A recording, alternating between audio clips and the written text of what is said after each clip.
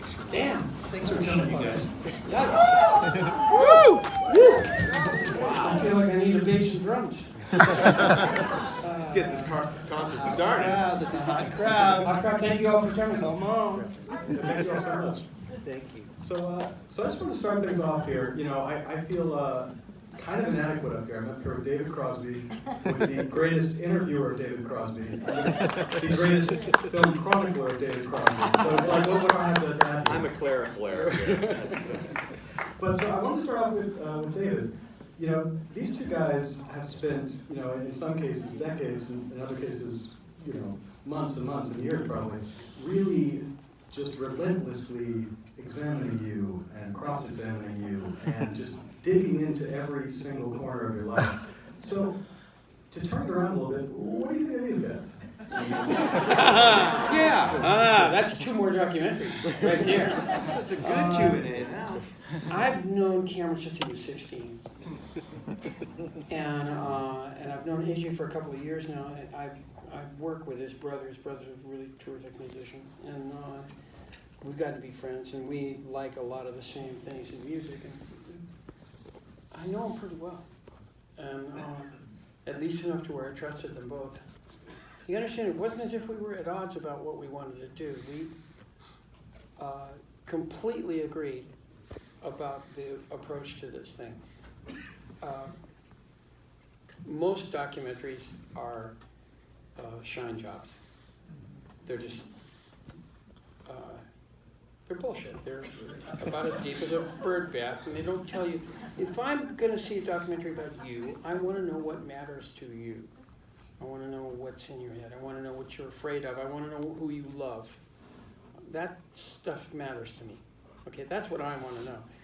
And these guys, that's the level that we wanted to do it at. That's the only level they're interested in. What you see is the result. But I knew I could trust him going in. Well, to get back into when you kind of really started to feel that, I mean, if you want to tell them a little bit, AJ, this obviously started off as a short film, you know, just shooting footage, and then Cameron comes in. If you could just let us know exactly how that developed into what we just saw. Yeah, I met David when he was 69 years old, and he was working on an album called Crosby, which was his first solo album in 20 years. And my brother Marcus is this great guitarist, and they hit it off, and my brother invited me to come check out what they were doing, and I was just totally blown away with this fresh, new, luscious music that David was working on. I was totally surprised. And when we became friends, because we connected because we were geeking out over jazz music, I realized, like, this David's, his mind's still with, his memory's working great, and it's still there. And the window of opportunity is open for us to possibly make a movie. So I somehow convinced him to let me shoot some footage. And the minute that I started focusing cameras on him, I realized, yeah, he's an amazing raconteur. And then after a couple of years of nearly going broke and having some really bad Hollywood meetings, we won't go there. I serendipitously met Cameron, the rock and roll music oracle. And Jill Mazursky, our executive producer, advocated on my behalf, and he agreed to meet with me, and then the rest was kind of history. He was busy doing roadies, and I'll let you kind of take it from there, Cameron. I saw 2 guys that were just ready to make a great film. And he was ready to talk. And he trusted AJ like he had trusted me when I was a young journalist and I first met him. And he said, you know, you really want to write about this? It's very similar to the way he is now. You really want to see what it's like? Okay, come see the circus. I'm going to pull the curtain for you a little bit. You're going to see some stuff. Come to the next city. Now come to the next city. And this is the way he was. I didn't have a big assignment. He just had an instinct that I could be like him, kind of a journalist. And I think he's very much of a journalist and a storyteller. And when he sees somebody like AJ, he sees somebody that can be a messenger of truth. And so these guys were ready to go there. It took me a little bit to clear some of our other stuff that we were working on away. It started out with me just wanting to just give them interviews because I have so much fun interviewing him. But as I became more involved and the interviews got deeper and deeper, you know, I just had to stay with it. And we spent a lot of time in the editing room just bringing the emotion to all the details that he gave us in these interviews. So that there's not a lot of talking heads. There's not a lot of people telling you how to feel. There's this man answering your questions in a super raw way. And then it's up to us to create a story that makes you really know him from the inside out, viscerally, with music and cinema and cuts and editing from Elisa and Veronica. And Our editors are here tonight. and working with these guys became like the best editing experience I've ever been involved in, because it was not a part of the studio experience. It was basically us outside the studio experience, following our hearts and making a very personal, intimate movie. It was great. So much fun. We had a lot of fun. David, where does this transparency and this trust come from? I mean, were there any moments where you thought, you know, it might not be the smartest thing to be saying this to these guys on camera or with the tape recorder? I mean, what allows you to be open like that? I've lived the last 50 years in public, pretty much. It's not comfortable. It's not comfy being naked in public. Because you make mistakes. You do dumb shit. Everybody's looking. So I'm kind of used to it. It's been pretty uncomfortable most of the time. But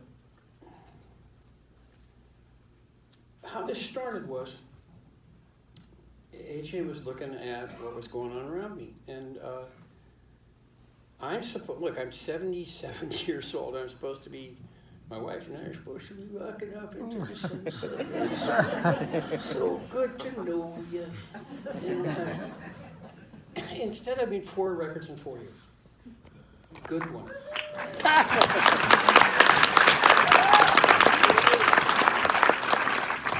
That's an aberration. That is not how it normally goes.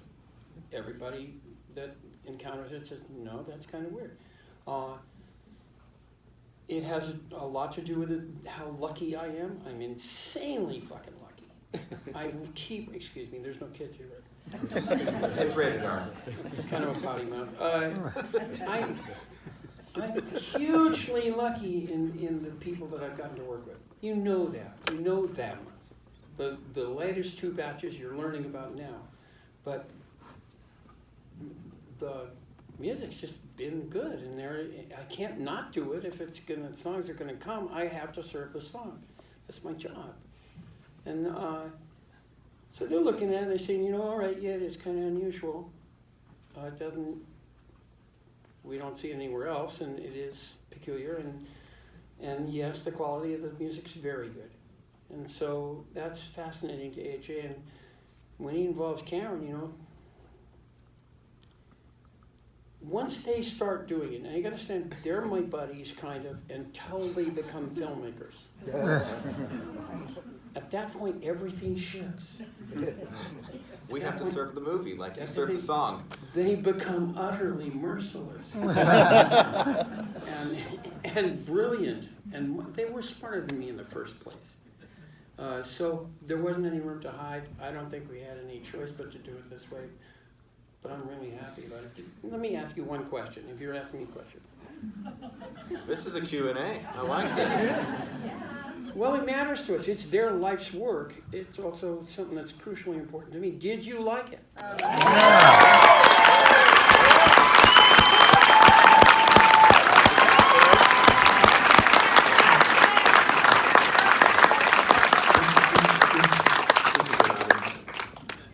Thank you. We love you guys. Can I ask you a question on your, on your time, Andrew? Because I can't stop interviewing this guy. See? What was it like in the 80s when you read a poll saying you've been voted rock star most likely to not last the decade? Whoa. Well, I asked this of a guy who's probably the youngest person I know. no, I remember that. I remember that. I remember when Spin Magazine said it was going to die next week. Okay, they had a reason. Does it ruin your day? Yeah, hell yeah. Look, I already felt terrible about myself. I was a junkie. It doesn't get any stupider than that. Junkies are about 1/4 inch this side of dead. There's no good thing about it. There's nothing. It's a shameful thing to do to yourself. So I didn't really, you know, Did you believe it?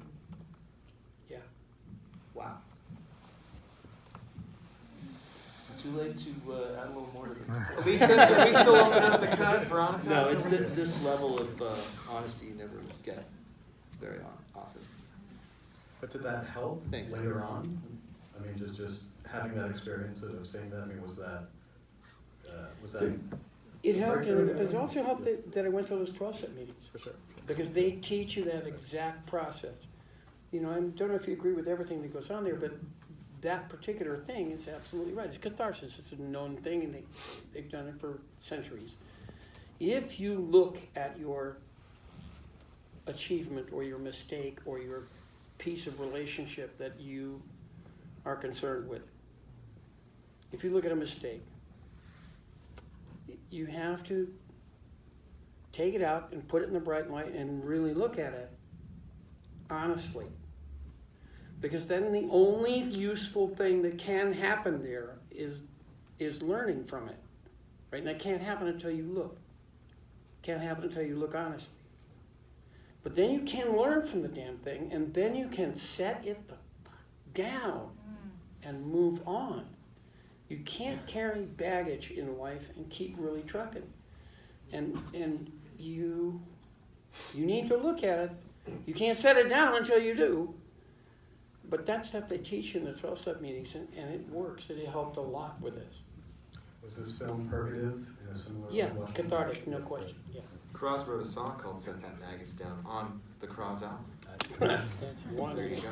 So when you were doing the Cross album, though, I mean, you hadn't done a proper solo album in quite some time. What was the spark that got that going, where you've since done, 4 albums in pretty rapid succession? CSN was turning stale.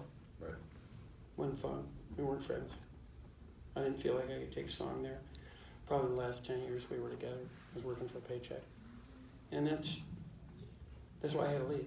I can't really do that. It would have made it so I don't love music anymore. And you know, when we started out, I loved those guys. I loved that music. I was totally excited by it. And I know we did good work. But it's like I said in the movie, when it turns to just doing it by rote for a paycheck, that's not it. There's no growth there. And very hard circumstance, very hard thing to do. I don't hate those guys, but I'm glad I did it. You know, I mean, so much of this movie is about loss and about whether it's death or a breakup of a band, of a relationship, of a period of your life, and the fact that it rarely ends neatly and cleanly. And so I'm curious, because I mean, you're asked in virtually every interview I've ever read with you what the future of CSN is, CSNY is. Why can't people, as you kind of say here, let CSN die a dignified death? I mean, it can't just be... They love it. Right, but it can't just be that they want to hear wooden ships again. It's like, there's something else that they're like... It's associated with a period of time when people felt hopeful, which they fucking don't now. Yeah. These are dark times. This is not a good time in the United States of America, which I love, okay, by the way. It's not a good time here. And it is, for anybody that can read or think, this is not a good time. And I think that's one of the main reasons I want to make the music. You know, that James Taylor song, Shed a Little Light. I will say that's the most consistent complaint about CSNY that I get all the time. I've probably got 10 of them on my phone right now that I haven't read. They say, you know, will you cut it the fuck out and get your act together and do your job? We need you to be singing, we need your voice out there. Because, you know, and yeah, okay, we were good at it. And I grant you that's a fair thing. I can't make anybody else do anything, man. I've got a certain amount of time here, and I got one way to work, and it's the only contribution I can make, and I'm going to be doing it every day.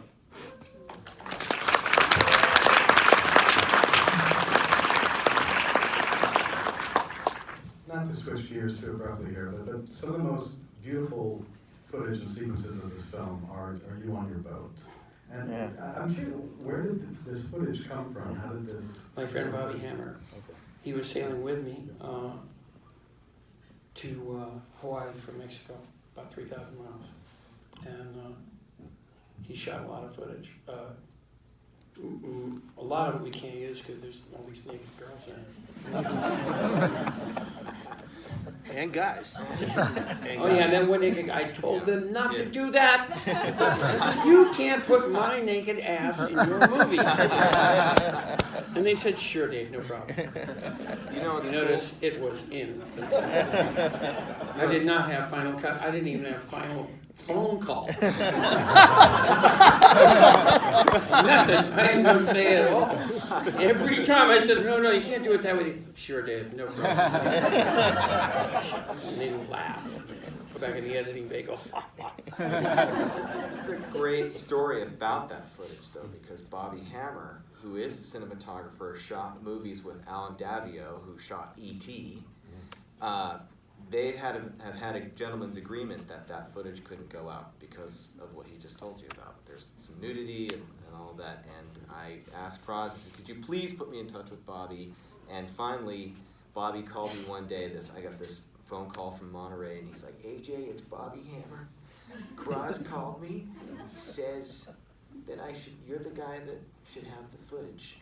And so we have this awesome associate producer, Gabe. We rented him a car. It was like the Indianapolis 500 up to Monterey, and in Bobby Hammer's garage. And Bobby's like, what? How old is he, Cross?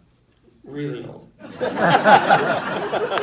There's a lot of stuff stored in this garage. And if you know anything about film, you don't store film in your garage. It's supposed to be stored in a cool, dry place. And so Gabe is pulling out these boxes, and they're getting these tins of footage or whatever, and finally there's like one manila envelope that says the box. And that's our film. That's the most valuable. And so we did this like forensic photochem Technicolor transfer, and if that would have been left in that garage another 2 weeks, it wouldn't have been playable. It's such valuable stuff because it was an absolute high point in my life, and it was like a touchstone, that boat. Hollywood's a trick, you know. It's a place where everybody thinks the world rotates around Hollywood, and it doesn't. And if you get out in the ocean, away from all of this and away from star bullshit and celebrity bullshit and all the other kinds of fame bullshit, and outward, there's none of that. The ocean doesn't know who you are or give a fuck. Couldn't care less. And it's utterly beautiful. And that we caught it, that we had the footage, and you could see it, you can feel it. You can feel that boat dance on you. It's really precious, because it's a deep part of who I am. I've been a sailor since I was 11. I love the ocean. Southern Cross? Hmm? Southern Cross? It was called The Mayan. Yeah, it's called the Mayan. That footage is magic, and it's like it was filmed yesterday, but it so obviously wasn't, and it's rich, and Feels right though. Huh? it feels so good. And Yeah. when we started putting it together with the music, and particularly that sequence when we're playing Lee Shore, and you're going under the Golden Gate Bridge, and it's just a look of pure ecstasy, and you feel the time and you feel everything. And I went home last night and I saw this featurette where Elvis Mitchell was interviewing people on the Quentin Tarantino movie, and they were just talking about how lovingly and carefully they tried to recreate the 60s and to get captured on. I'm thinking, dude, just go to Bobby Hammer's garage. Get the shit there. That's it. You'll get the 60s real fast. And there's also thousands of photographs that came from Bobby Hammer too. Those slides of Christine and all of that, that's all Bobby It was Hammer. a real breakthrough for us. So now I want to get some of your questions in a minute, but I mean, I think one of the things that makes the film work so well, and like huge credit to the way it's edited, especially, is that you have time. Yeah. They did a brilliant job. They did a really brilliant job. But you have time for moments like that because you don't go through the entire soup to nuts history of the Byrds, and you don't have everything chronologically. You allow it to breathe in places it needs to breathe, and you allow things to be cut. So, I mean, what were the hardest things to leave out, and what was just kind of the guiding principle as you're trying to put this together? Well, David's lived an epic life. He's lived 2 epic lives. Maybe 3, yeah. And so... 10. Yeah. 10 says Lisa, our editor. Yeah. So, you know, when you start to task, I mean, it's a Herculean task. We left out a lot of stuff. There, Yeah. you know, there's no stuff about the time that I spent in prison. There's no time stuff. I mean, the tiny bit. There's no time. We left the liver transplant out. You know, I was supposed to be dead 20 years ago. I'm really off schedule. Well, anyways, we had this task, which you can see is complicated. What a silly thing to say. These are completely unique conversations to this project. There, when I Where said are my we mouth gonna- just like runs off by itself, that's it. Where are we going to put the liver transplant? It's probably unique to this movie. Yeah. That phrase was said a lot, frankly.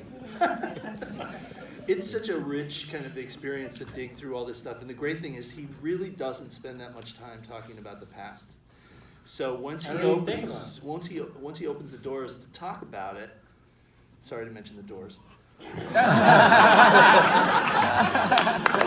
Once he opens the doors, it's he goes there, but it's not like he stands on the corner and reminisces about Des Moines in '81 or something. It's like he doesn't do that. He is the classic Truffaut guy that's like, I don't look back until I'm rocketing forwards. And that was our structure. I don't see why I should. But it is my nature. I'm thinking about what I got to do tomorrow, and what I'm supposed to do the day after tomorrow, and what I would like to do next week. And I'm really thinking about what my plan is for next year. But truthfully, I haven't listened to a CSNY record in 10 years. I haven't listened to a Byrds record in probably 20. And they're good records. I'm proud of them. I just don't think about all that stuff because I got tomorrow coming. And tomorrow's got a ton of stuff in it and a lot of music. And it seems to me that's my natural bent, I guess. I don't know. You know, you've talked a couple times about a tendency to shoot off your mouth. And you're also a prolific user I can of see Twitter, we're going to be friends. of Twitter, which is like the one place you're most likely to get in trouble for shooting off your mouth, right?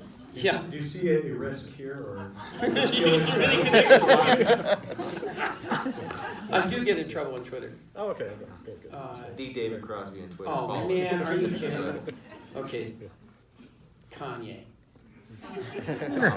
Okay, he goes on stage at Glastonbury. He tries to do Queen's Bohemian Rhapsody. He can't sing his way out of a Kleenex box. He's a lousy singer. He's lousy.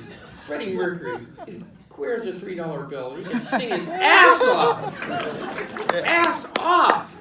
The man could really sing. Kanye does this abysmal version of it. Terrible. Out of tune, wrong, bad, misread, wrong every kind of way.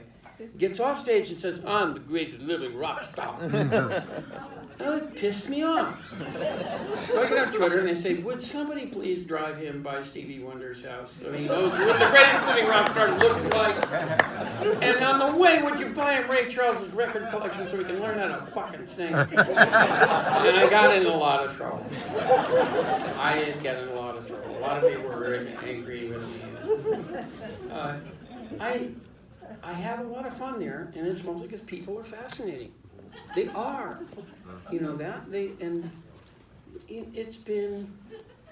I started out just doing it to try and help, sell tickets and sell records, because things are hard since streaming. But it's turned into a real fascinating place. I love it. And I've also found people there. I've discovered new talent there. Because they know they don't listen to their dad's record or their brother's new band or this quote song that they think they just wrote. I've run into, 1 in 100, but I have run into immensely talented beginners there. That's fun. I'd love to take some of your questions if anyone has any really burning questions. Yes, ma'am. Thank Okay. you so much. I am just blown away. I've been looking forward to this. Thank you, all of you. But this is the day. I felt that it was such a, thank you for opening your heart up in your life, but I felt this was like a living amends. Like you were making amends or something in some way. I don't know, there was something very heartfelt, and not that you were saying you're sorry, but that you get it somehow. And when you, at the end, you said something about maybe this is a secret master plan. No, that was a joke. I love that something beautiful, magical comes out of this film that maybe. I would too, and I did make amends. I did spend 14 years in the program, and I did learn about some stuff there, and that's one of them. And I have gone back, particularly to the women that I went with, who were good people, and these were not overnight things. These were years-long relationships, and they were good people, and I don't think that I did right by them. So yeah, I have gone back to make amends. This film is not really an amends. It's an attempt. It started out as an attempt just to talk about this really strange thing of this burst of energy that's come upon me, and I don't understand it myself, and I can't explain it to you, but it's there. It went deeper because of these guys, because they were interested, and because they're not surfacey kind of guys, and because they knew there was more stuff there. It went deeper than any of us meant it to go. What would you have us done? We couldn't ignore it if it was there. You set the theme in the first interview when you said, what are you going to do with the time you have left? Time is the final currency. It was the first interview, and you immediately set our course when you said that. I think it's an absolutely right thing. Look, the quality of your life, if you're as old as me, you know you're going to die. There's not any question about it. You're all going to die. We do that. That's what human beings do. If you have 10 years or if you have 2 weeks, that's not the most significant part about it. It's what do you do with that 10 years or those 2 weeks. That's where it gets important. That's where the rubber meets the road. That's where the real deal is. And it matters to me, man. I wasted a lot of my damn life. Every minute matters to me now. I spent a long time not liking who I was. Every bit of every action I take now has to be seen through that lens. I cannot let myself be like that. I have to be worth a shit. I have to make a contribution. And this helped me look at it. It helps if you look. It's not comfortable. I didn't say it was. I said it's worth it. You know what I think is interesting is that when we go into the If I Can Remember My Name section, and Stephen Barkhart said he walked in with no plan at all, and then at the end of the movie, he's like, maybe it was a clever plan. I love that. Yeah, it wasn't a clever plan. I've never really had a clever plan.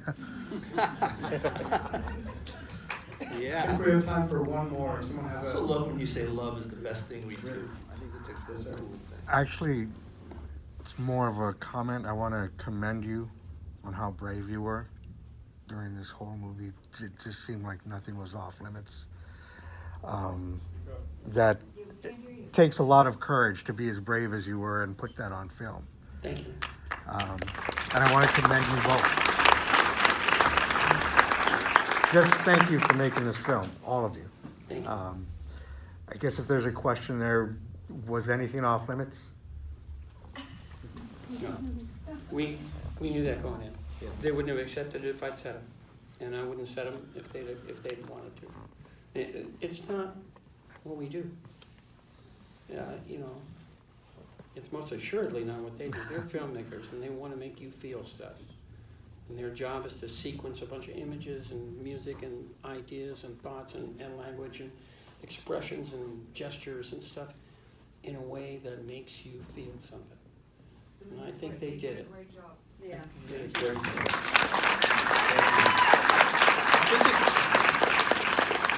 think it's important. David. Yeah, for sure.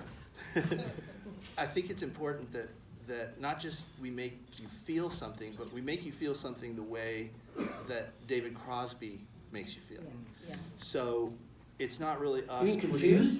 Confused, soulful, but if you've ever fallen in love with his music, it takes you to a very specific place.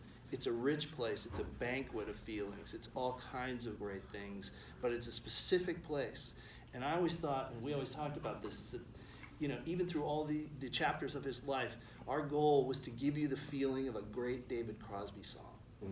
Yeah. And that's what I get from it. And it ends with the new song that he's written for us called Glory, that to me is as good as anything he's ever done. I agree. Yeah. So that's how we wrapped it up in a way where we didn't wrap it up, because there's still a lot more life there.